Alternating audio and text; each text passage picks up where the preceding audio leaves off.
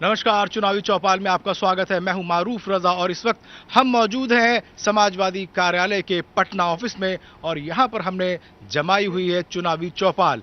देखना यह है कि इस तरीके की राजनीति जो पटना में हो रही है उसमें समाजवादी पार्टी का क्या रोल है, समाजवादी पार्टी कितने यहाँ गुल खिलाएगी, कितनी यहाँ सीटें बटोरेगी और सरकार बनाने और बिगाड़ने में उसका क्या महत्वपूर्ण योगदान रहेगा। इस वक्त मेरे साथ समाजवादी कार्यालय के बहुत सारे पदाधिकारी और कार्यकर्ता मौजूद हैं। मैं उन्हीं से जानने की कोशिश करूंगा। सबसे पहले हमारे साथ हैं सुभाष चंद्र यादव जी, जो यहाँ महासचिव है प्रदेश के। उनसे ये मेरा सवाल है कि क्या समाजवादी पार्टी जिस तरीके से उत्तर प्रदेश में काबिज है सत्ता पे, क्या यहाँ सत्ता के करीब भी पहुंच पाएगी? निश्चित रूप से पहुंच पाएगी, क्योंकि समाजवादी पार्टी का पूरे संगठन है और उसके मुखिया माननीय मुलायम सिंह यादव हैं, जो हिंदुस्तान में एक वही आदमी है जो धर्मनिरपेक्ष ताकत है। इसलिए उम्मीद है कि हमारी पार्टी सत्ता में आ जाएगी। हम 243 सीट पर लड़ाई लड़ रहे हैं, जिसमें हमारे साथ एनसीपी भी है और संगमा की पार्टी भी चुनाव में भाग ले रही है। मुझे लगता है कि काफी देर हो गई आपकी पार्टी को ये तय करने में कि आप अकेले लड़ेंगे या महागठबंधन के साथ जाएंगे। क्या कहना है आपका? देर अभी नहीं हुआ है जी। भले बुरे जितने भी हैं, सारे लोग समाजवादी पार्टी के दिशा निर्देश के मुताबिक मुलायम सिंह यादव के नेतृत्व में आस्था प्रकट करते हुए आ रहा है। इसलिए थोड़ा सा विलंब हुआ है। देर कहाँ हुआ, 23 तारीख तक हमारा नॉमिनेशन चलेगा, इसलिए विलंब नहीं हुआ है जी।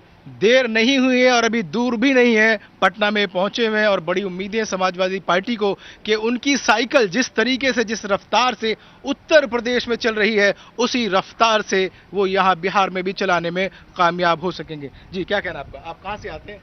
जी, मैं मुंगेर से आता हूँ और जो स्थिति है पूरे बिहार की, यह स्पष्ट है कि माननीय मुलायम सिंह यादव जी के नेतृत्व में बिहार में जो धर्मनिरपेक्ष शक्ति एक हुआ था, कुछ मौकाप्रस्त लोगों ने अपने फायदे के लिए उसको अलग करने का काम किया, जिसका इस चुनाव में उन्हें बहुत बुरी तरह से खामियाजा भुगतना होगा। माननीय नेताजी इस देश के बड़े नेता है, सर्वोच्च नेता है, समाजवादी नेता है, इसलिए हम लोग देर आएंगे, दुरुस्त आएंगे, लेकिन एक मजबूत विकल्प बन करके बिहार के इस चुनाव में उभरेंगे। मजबूत विकल्प देने की कोशिश है। संगमा की पार्टी और एनसीपी शरद पवार इनके साथ हैं, लेकिन देखना है कि जिस तरीके से चार बड़े धड़े जो इस वक्त चुनावी मैदान में कूद चुके हैं, क्या वाकई किसी एक के पाले में ये पूरी बाजी आएगी या पूरा का पूरा खेल बिखर जाएगा? जी, क्या कहना है आपका? मेरा कहना है, आपने पहले उनसे सवाल किया था महागठबंधन के संबंध में। महागठबंधन बना और जिस कांग्रेस ने 1975 में इमरजेंसी लगा के जयप्रकाश नारायण को जेल में बंद करके, चौधरी चरण सिंह को बंद करके, अटल बिहारी वाजपेयी को बंद करके और क्या कहते हैं, प्रेस पर ताला लगा दिया था, देश के लोगों के जबान पर ताला लगाया था, लगाम लगा दिया था, और उस कांग्रेस के साथ लालू यादव और नीतीश जी सोनिया शरणंग गच्छामी हो गए। माननीय नेता मुलायम सिंह ने कहा कि मैं कांग्रेस के साथ नहीं जाऊंगा। इसलिए नहीं जाऊंगा कि चूंकि कांग्रेस ने अभी तक देश से क्षमा भी नहीं मांगी है इमरजेंसी के चलते, और उन्होंने अलग चुनाव गठबंधन बनाने का किया, जिसमें क्या कहते हैं, जनता दल एस और पीए संगमा की पार्टी, हाँ, और लोग हैं, 4 पार्टी का महागठबंधन बना है। जी बहुत सारा इतिहास इन्होंने बता दिया, कैसे कैसे और कब कब क्या क्या हुआ, लेकिन राजनीति में कब क्या हो जाए इसका कहना बड़ा मुश्किल है। इस वक्त मेरे साथ एक साहब और मौजूद हैं। क्या कहना है, कितनी दावेदारी है? 243 सीटें हैं, साइकिल कहां कहां पहुंचेगी, कितनी पहुंचेगी, कितनी रफ्तार से पहुंचेगी और कितने लोगों को अपने पीछे गद्दी पे बैठा पाएगी?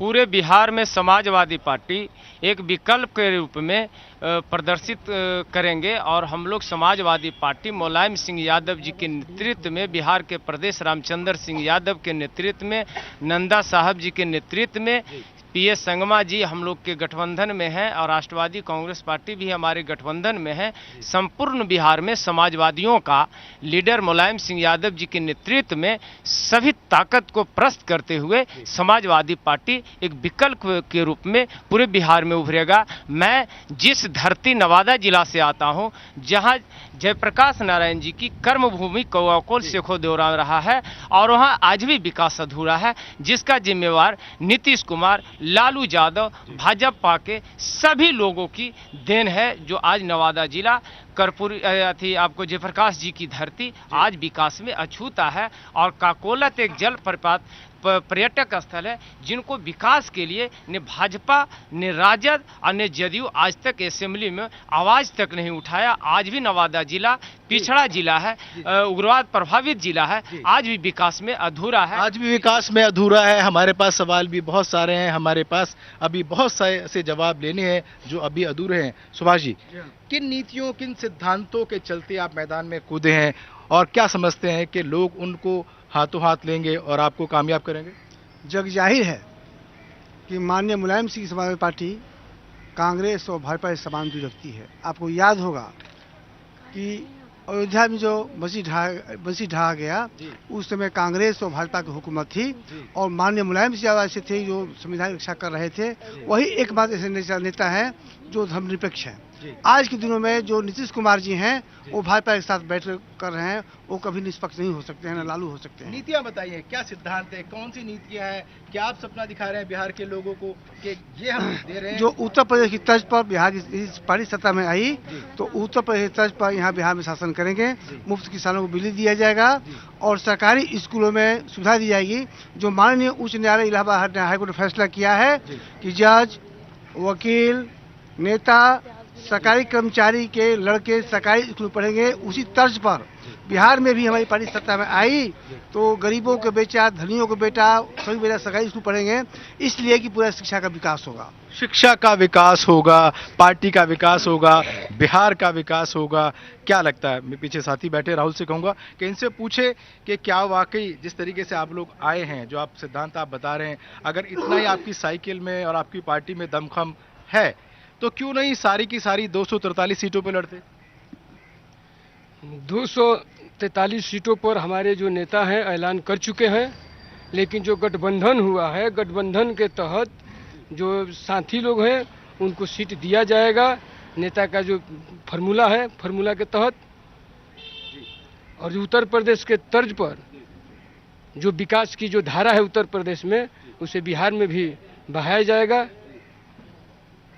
ये हमारे साथ महिला भी हैं, राहुल, मैं अपने साथी से कहूँगा उनसे पूछें कि महिलाओं को लेकर के पार्टी के पास क्या कार्यक्रम है? हम धोरैया क्षेत्र से आए हैं सर।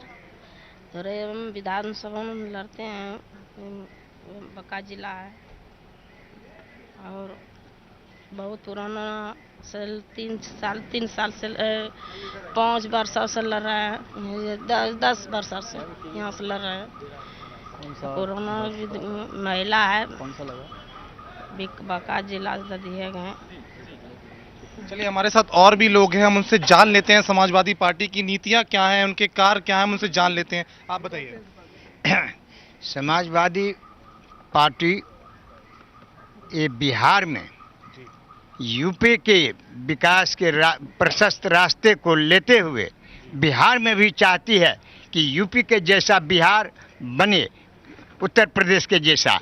इसलिए कि आज तक लालू जी, नीतीश जी झूठे वादे की सरकार, आज बीजेपी के खुद प्रधानमंत्री झूठा पुलिंदा खोल के 1.25 लाख का ढिढोरा पीट रहे हैं कि 1.25 लाख दिया गया है। आप नीतीश जी की बात करें, आप भी तो कहीं ना कहीं नीतीश जी के साथ थे, आज आप उनकी बुराई कर रहे हैं, ऐसा क्यों? इसलिए कर रहे हैं कि इन्होंने हर मोड़ पर, हर मोर्चे पर जनता के साथ धोखा दिया है।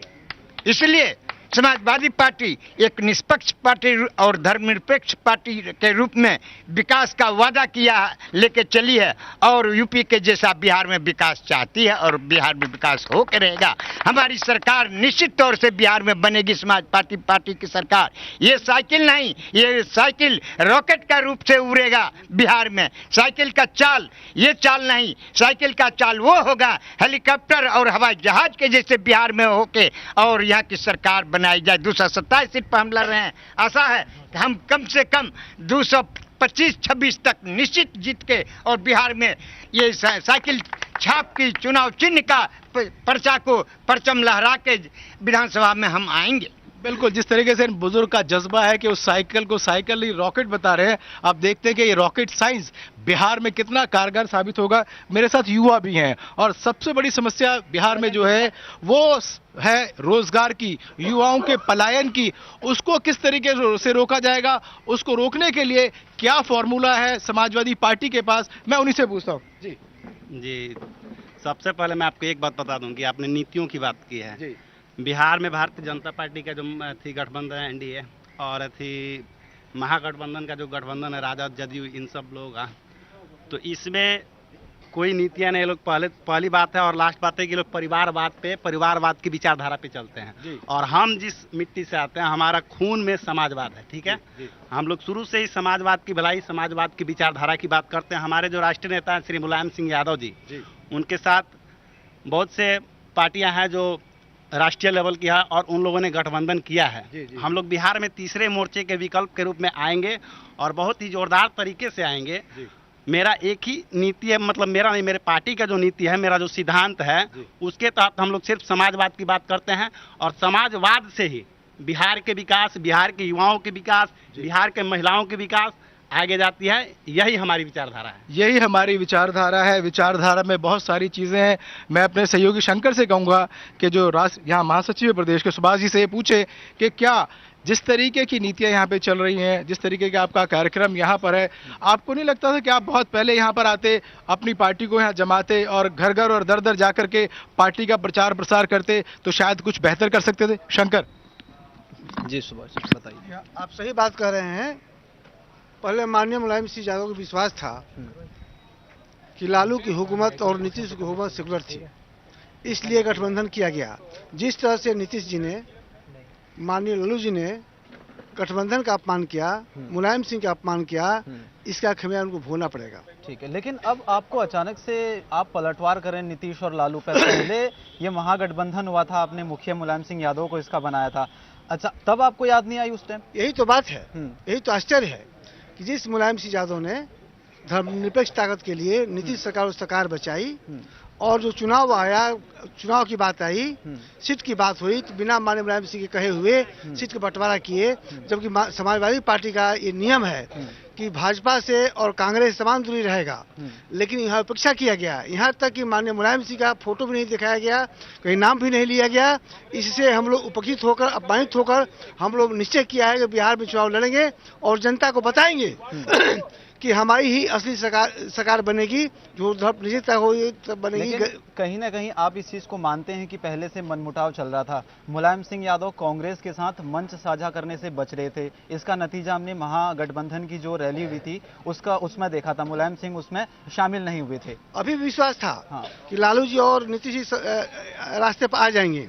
जब देखा गया है कि ये लोग रास्ते से भटक गए हैं और भाजपा से टक्कर नहीं ले पाएंगे, तो माननीय मुलायम सिंह को मजबूर होकर अपनी ताकत पर लड़ना पड़ा और लड़ेंगे और भारत की एकता और अखंडता को रक्षा करेंगे। और समाजवादी पार्टी असली डेमोक्रेटिक पार्टी है, गरीबों की पार्टी है, दलितों की पार्टी है। और मुलायम सिंह जो है वो उन्हीं के इशारे पर, उन्हीं के सिद्धांत पर हमारा राज चलेगा। ठीक है, राज चलेगा। कुछ और सवाल है मारूफ साहब, आपसे कहूंगा कि पीछे एक दो सवाल और। जी, सवाल शंकर हमारे पास बहुत सारे हैं, क्योंकि बिहार में विकास की जो परिभाषाएं हमें अलग अलग तौर से बताई जा रही हैं, वो हर किसी पार्टी के लिए, हर किसी नेता के लिए बिल्कुल अलग है। मौका देखते हैं, दस्तूर देखते हैं, फिर उसके बाद सवाल और जवाब करते हैं और फिर बताते हैं कि हमारे लिए डेफिनेशन ये है और हम इस तरीके से बिहार में आएंगे। लेकिन बिहार की जो जनता है बहुत जागरूक है, यहाँ का युवा जो बहुत जागरूक है। इस बार चुनावी समीकरण में क्या गुल खिलाएगा वो 8 नवंबर को पता लग जाएगा। फिलहाल हमारे लिए वक्त हो गया ब्रेक का। ब्रेक के बाद भी हम इस चौपाल को जारी रखेंगे।